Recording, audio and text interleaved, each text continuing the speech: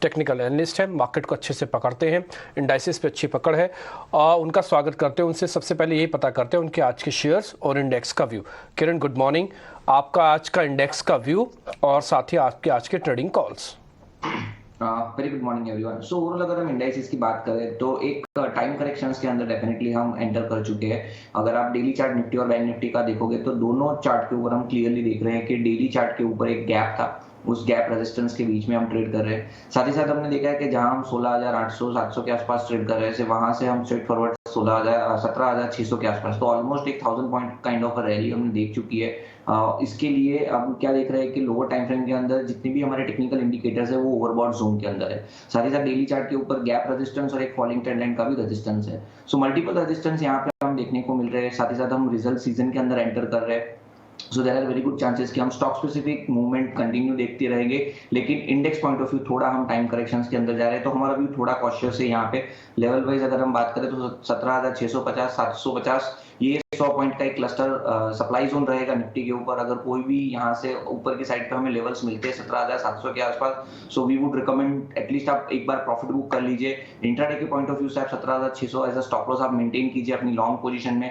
जैसे ही 17,600 टूटेगा तो देयर आर चांसेस कि हम वहां से थोड़े बहुत प्रॉफिट बुकिंग मोड में जाएंगे, जहां 17,400 से 17,500 नेक्स्ट वीक तक भी हम देख सकते हैं। सो ओवरऑल 17,600 के स्टॉप लॉस से आप अपनी लॉन्ग पोजीशन होल्ड कर सकते हैं। 17,700 के आसपास एक बार प्रॉफिट बुक कर लीजिए। रिस्की ट्रेडर 17,600 के नीचे शॉर्ट भी जा सकते हैं। सिमिलर बैंक निफ्टी की मैं बात करूं तो बैंक निफ्टी में ऑलरेडी 41,000 बैंक निफ्टी ने तोड़ दिया है, तो अब जब तक 41,000 के ऊपर नहीं जाएगा तब तक हम कोई लॉन्ग पोजीशन की सलाह नहीं देंगे।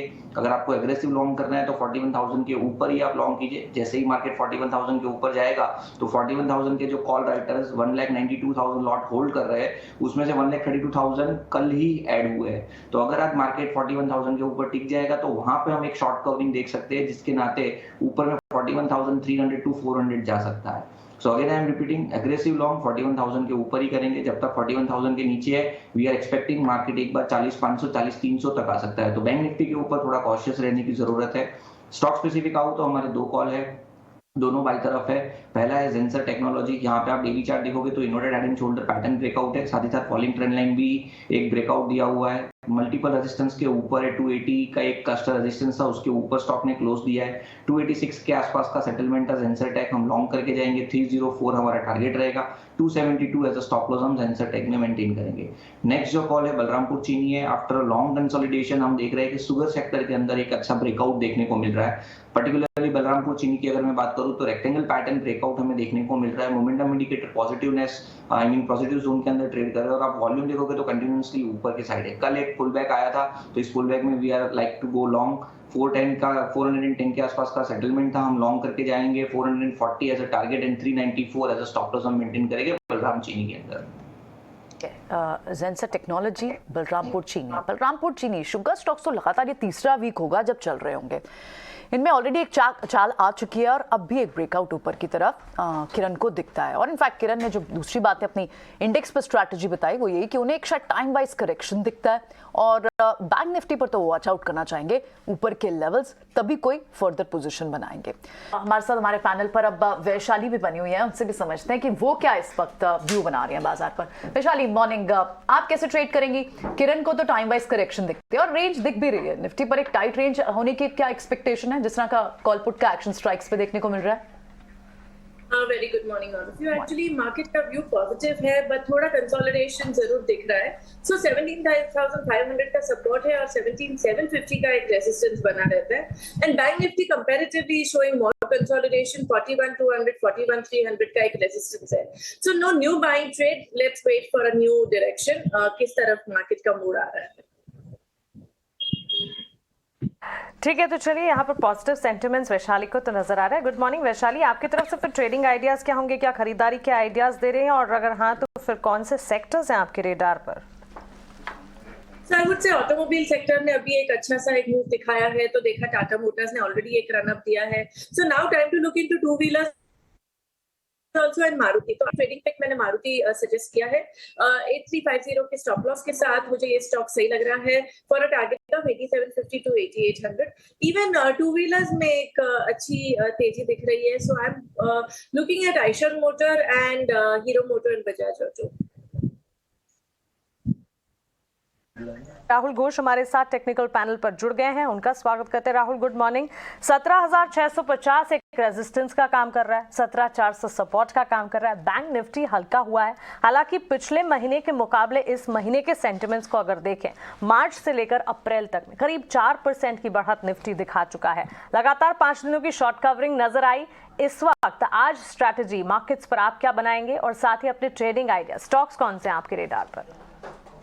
नमस्ते, गुड मॉर्निंग। तो लास्ट वीक जब शो पे हमने एक व्यू दिया था निफ्टी पे, हमने कहा था कि 17,650 और 17,900 के बीच में एक कंजेशन रेंज था निफ्टी में, जहां पे निफ्टी थोड़ा स्लो हो जाएगा ऊपर की तरफ। और अगर आप नोटिस करेंगे ना, बार बार निफ्टी 17,640, 17,660 उस रेंज से ही टर्न हो रहा है वापस नीचे की तरफ। दूसरी बात यह है कि बैंक निफ्टी पे 41,000 कॉल्स पे इतना ज्यादा ओपन इंटरेस्ट है, तो बैंक निफ्टी भी सस्टेन नहीं कर पा रहा है 41,000 के ऊपर। तो हालांकि बाय ऑन डिप्स का स्ट्रक्चर बिल्कुल नहीं बदला है, अभी भी बाय ऑन डिप्स का ही स्ट्रक्चर है निफ्टी पे। आज हमारा स्ट्रैटेजी गोइंग फॉरवर्ड ये रहेगा कि जब बैंक निफ्टी 40,500 के नीचे एक डिप देता है, आई रिपीट, जब बैंक निफ्टी 40,500 के नीचे एक डिप देता है, हम उस डिप को बाय करेंगे एंड 41,000 का टारगेट फर्स्ट टारगेट रखेंगे। That is how we are playing the index today.